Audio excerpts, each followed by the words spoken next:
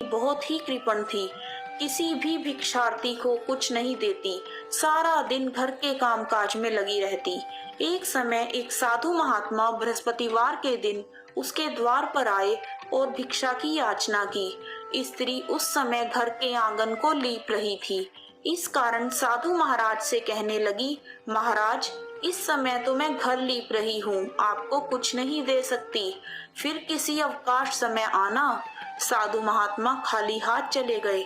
कुछ दिनों के पश्चात वही साधु महात्मा आए और उसी तरह भिक्षा मांगी। साहूकारनी उस समय लड़के को खाना खिला रही थी। कहने लगी, महाराज, मैं क्या करूं, अवकाश नहीं है, इसलिए आपको भिक्षा नहीं दे सकती। तीसरी बार महात्मा आए तो उसने उन्हें उसी तरह टालना चाहा, परंतु महात्मा जी कहने लगे, यदि तुमको बिल्कुल ही अवकाश हो जाए तो क्या तुम मुझको दोगी? साहूकारनी कहने लगी कि हाँ महाराज, यदि ऐसा हो जाए तो आपकी बड़ी कृपा होगी। साधु महाराज कहने लगे, अच्छा, मैं एक उपाय बताता हूँ। तुम बृहस्पतिवार के दिन सूर्योदय के बाद उठो और सारे घर में झाड़ू लगाकर कूड़ा एक कोने में जमा करके रख दो। घर में चौका इत्यादि मत लगाओ। फिर स्नान आदि करके घर वालों से कह दो कि उस दिन सब हजामत अवश्य बनवाएं। रसोई बनाकर चूल्हे के पीछे रखा करो, सामने कभी मत रखो। सायंकाल को अंधेरा होने के बाद दीपक जलाओ तथा बृहस्पतिवार को पीले वस्त्र मत धारण करो, ना ही पीले रंग की चीजों का भोजन करो।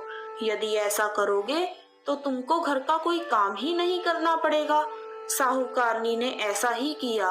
बृहस्पतिवार को दिन चढ़े उठी, झाड़ू लगाकर कूड़े को घर के एक कोने में जमा करके रख दिया। पुरुषों ने हजामत बनवाई, भोजन बनाकर चूल्हे के पीछे रखा। यह सब बृहस्पतिवारों को ऐसा ही करती रही। अब के बाद उसके घर में खाने के लिए दाना न रहा। थोड़े दिनों में महात्मा फिर से आए और उन्होंने भिक्षा की याचना की, परंतु सेठानी ने कहा, महाराज, मेरे घर में खाने के लिए अन्न नहीं है, आपको क्या दे सकती हूँ?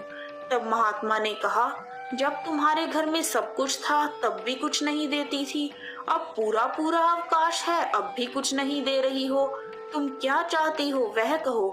तब सेठानी ने हाथ जोड़कर कहा, महाराज, अब कोई ऐसा उपाय बताओ कि मेरे घर में पहले जैसा धन धान्य हो जाए। अब मैं प्रतिज्ञा करती हूँ कि अवश्यमेव आप जैसा कहोगे वैसा ही करूँगी। तब महात्मा जी बोले, बृहस्पतिवार को प्रातःकाल उठकर स्नानादि से निवृत्त होकर अपने घर को गौ के गोबर से लीपो तथा घर के पुरुष हजामत ना बनवाएं। भूखों को अन्न जल देती रहा करो।